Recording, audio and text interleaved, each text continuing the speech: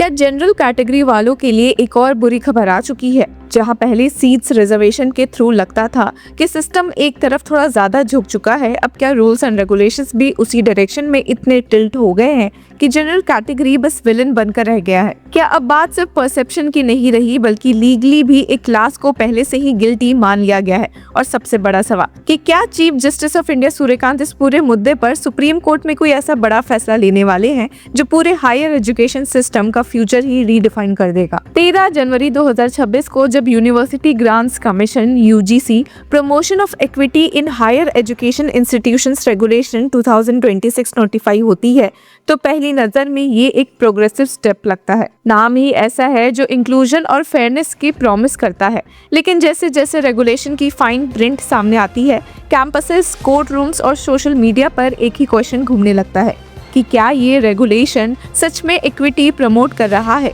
या फिर एक नया इम्बैलेंस लीगली क्रिएट कर दिया है। Hello law lovers and justice seekers, welcome to law Chakra. हम आपके लिए लेकर आए हैं कुछ बहुत ही exclusive. Introducing law Chakra prime membership, जो आपको देगा exclusive access like never before. बनिए लॉ चक्रा की प्राइम मेंबर और अनलॉक कीजिए full potential of legal knowledge. अभी ज्वाइन कीजिए। अब इस पूरी कंट्रोवर्सी का सेंटर पॉइंट है रेगुलेशंस 3 सबसेक्शन C।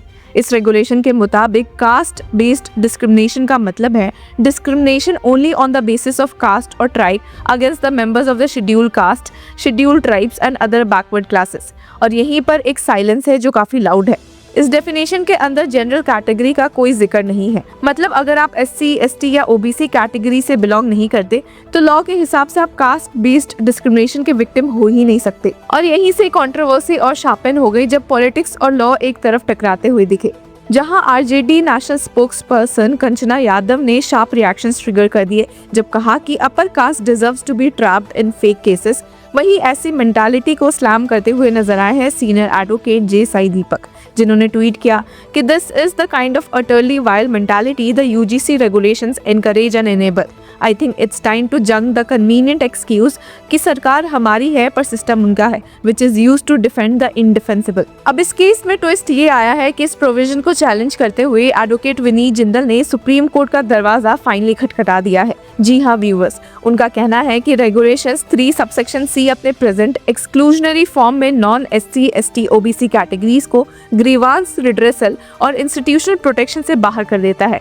और ये सिर्फ एक पॉलिसी गैप नहीं है, बल्कि एक कॉन्स्टिट्यूशनल प्रॉब्लम है। प्ली में आर्ग्यू किया गया कि ये प्रोविजन एक गलत प्रिजम्पशन पर बेस्ड है। The impugned provision proceeds on an untenable presumption that caste based discrimination can operate only in one direction.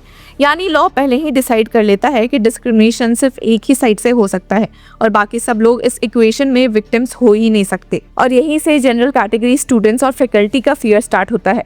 उनका कहना है कि अगर हम विक्टिम ही नहीं हो सकते तो हम ऑटोमेटिकली अक्यूज्ड बन जाते हैं। इसीलिए सोशल मीडिया पर लोग कह रहे हैं कि इन रूल्स के अंदर जनरल कैटेगरी को प्रिजम्प्टिव ऑफेंडर्स माना जा रहा है। प्ली ये भी कहती है कि अगर किसी को सिर्फ उसकी कास्ट आइडेंटिटी के बेसिस पर ग्रीवांस रिड्रेसल से डिनाई किया जाता है तो ये इम्परमिसिबल स्टेट डिस्क्रिमिनेशन है और ये आर्टिकल्स 14, 15 सबसेक्शन 1 और 21 का डायरेक्ट वायलेशन है। लेकिन ये रेगुलेशंस हवा में नहीं आए, इनका बैकग्राउंड डीपली इमोशनल और ट्रैजिक भी है।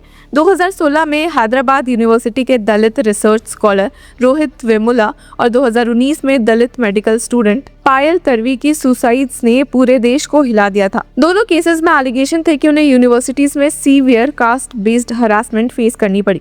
उनकी मदर्स राधिका वेमुला और अब्दुल्ला सलीम तरवी ने 2019 में सुप्रीम कोर्ट में PIL फाइल की और डिमांड की एक ऐसा स्ट्रॉन्ग मैकेनिज्म जो कैंपसेस में कास्ट डिस्क्रिमिनेशन को इफेक्टिवली खत्म कर सके। अब सुप्रीम कोर्ट ने इस इशू को कैजुअली नहीं लिया था। मार्च 2025 में यूनियन गवर्नमेंट ने कोर्ट को इन्फॉर्म किया कि UGC ने ड्राफ्ट रेगुलेशंस प्रिपेयर कर लिए हैं। कोर्ट ने खुद कहा कि वो एक very strong and robust mechanism चाहते हैं जो रियली इस प्रॉब्लम को टैकल करे। अप्रैल 2025 में कोर्ट ने UGC को लिबर्टी दी कि वो ड्राफ्ट रेगुलेशंस फाइनलाइज करे, लेकिन साथ ही स्टेक होल्डर्स को सजेशन देने का भी मौका दिया गया। अब इस प्रोसेस के दौरान एक और इम्पॉर्टेंट एंगल सामने आया। इनिशियल ड्राफ्ट में OBCs को कास्ट डिस्क्रिमिनेशन की डेफिनेशन के अंदर क्लियरली इंक्लूड नहीं किया गया था। इस पर all India OBC student union ने ऑब्जेक्शंस रेज किया था। Parliamentary committee on education chaired by Digvijaya Singh ने भी रिकमेंड किया कि डेफिनेशन को क्लैरिफाई किया जाए और ओबीसीज को फॉर्मली इंक्लूड किया जाए। इसके बाद ड्राफ्ट रिवाइज हुआ और फाइनल रेगुलेशंस में ओबीसीज को इंक्लूड कर लिया गया। जनवरी 2026 में जब रेगुलेशंस फाइनली नोटिफाई होती है तो ये सिर्फ एडवाइजरी नहीं रहती, ये लीगली इन्फोर्सेबल हो जाती है।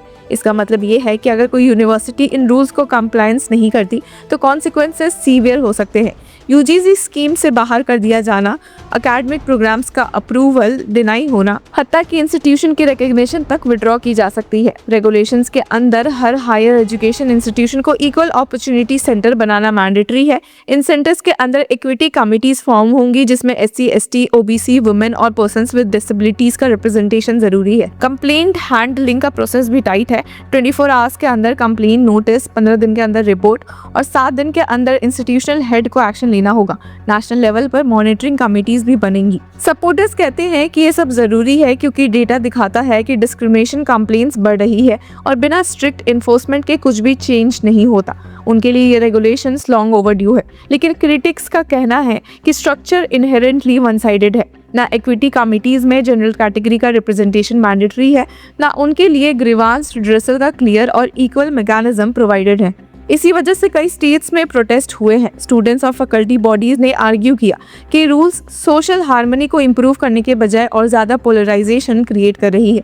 सोशल मीडिया पर रोल बैक यूजीसी ट्रेंड करने लगा और कुछ लोगों ने इस रूल को black law of the UGC तक कह दिया। अब क्रिटिक्स का ये भी कहना है कि फॉल्स कंप्लेंट्स के लिए कोई पेनल्टी ना होने की वजह से मिसयूज का रिस्क रियल है और इंस्टीट्यूशंस पेनल्टी के डर से मेरिट बेस्ड एकेडमिक डिसीजन लेने से हिचकिचाएगी। पॉलिटिकल रिएक्शंस भी डिवाइडेड है। बीजेपी एमपी निशिकांत दुबे ने कहा कि जनरल कैटेगरी के लिए ऑलरेडी 10% EWS रिजर्वेशन एग्जिस्ट करता है और ये रेगुलेशंस आर्टिकल 14 के अगेंस्ट नहीं जाती। Farmer UGC chairman M Jagdish Kumar ने भी कहा कि इंटेंशन सिर्फ इक्वलिटी और डिग्निटी प्रोटेक्ट करने का है, लेकिन लीगल एक्सपर्ट्स कॉशन दे रहे हैं। लॉयर विराग गुप्ता के मुताबिक मिसयूज को प्रिवेंट करना इक्वली जरूरी है और गवर्नमेंट के पास इन रूल्स को अमेंड या विड्रॉ करने का पूरा पावर है। इम्प्लीमेंटेशन ही डिसाइड करेगा कि ये रेगुलेशंस जस्टिस डिलीवर करती है या सिर्फ लिटिगेशन को इनवाइट करती है। अब सिचुएशन ये है कि सुप्रीम कोर्ट के सामने मल्टीपल पिटिशंस पेंडिंग है। सेंट्रल क्वेश्चन ये नहीं है कि कास्ट बेस्ड डिस्क्रिमिनेशन एग्जिस्ट करती है या नहीं, वो करती है और उसके कॉन्सिक्वेंसेस डेवास्टेटिंग रहे हैं। सवाल ये है कि क्या डिस्क्रिमिनेशन को सिर्फ आइडेंटिटी के एक साइड से डिफाइन करना कॉन्स्टिट्यूशनली वैलिड है। कहा तो जा रहा है कि PM मोदी गवर्नमेंट इस मामले में एक हाई कमेटी बैठाएगी जो ये सब रिव्यू करेगी। बट व्यूवर्स, इस पूरे मुद्दे पर आपकी क्या राय है? Do let us know in the comment section. Until then, keep following Law Chakra.